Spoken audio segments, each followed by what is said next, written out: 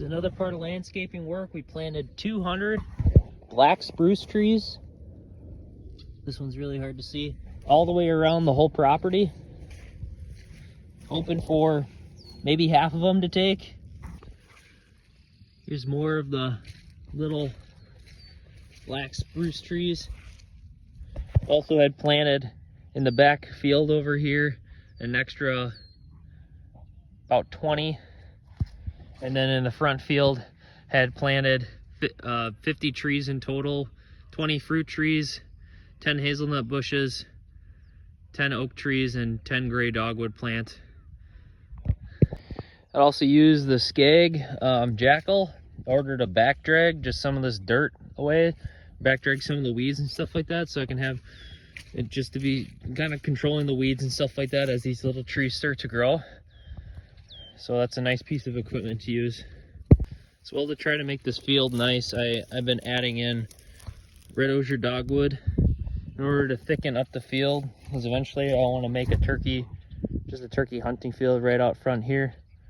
And also, if it's possible, to maybe create a deer funnel with the deer and animals accessing from the pond along this tree line here, working their way down into the field, and then eventually exiting out through the farm field and back and going to the woods. I was able to just cut about pencil size to about 1/2 inch width of Red Osier Dogwood cuttings and just plunge them in the ground, hoping to have maybe 50% survive here. I had cut about 400 cuttings, and I have the rest in that pail right there, and I'm just gonna keep plugging them in the ground while it's nice and soft, try to get them to come up.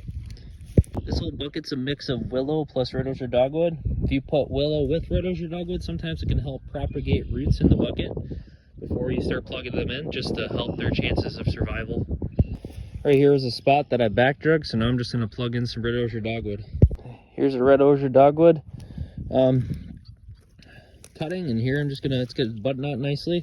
I'm just gonna stick it in the ground. Try to get it about 10 inches deep here, just to be able to sit at the water table.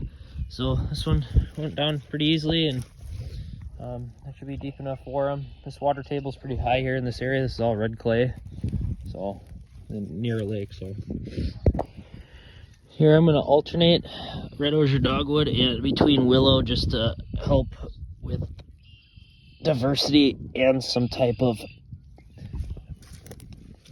disease prevention. Willow is just amazing for growing roots. It grows roots extremely easy. I had these in a bucket for maybe 3 weeks, and then just starts growing roots like crazy. So willow is a really nice thing to be able to plant. Both willow and Red Osier Dogwood are great for deer habitat, and here I'm just going to use this Red Osier Dogwood to stick in to help with the willow, to keep the roots on the willow. Now I got a nice little row of Red Osier Dogwood and willow plunged into the ground, and just hope that a good amount of it survives.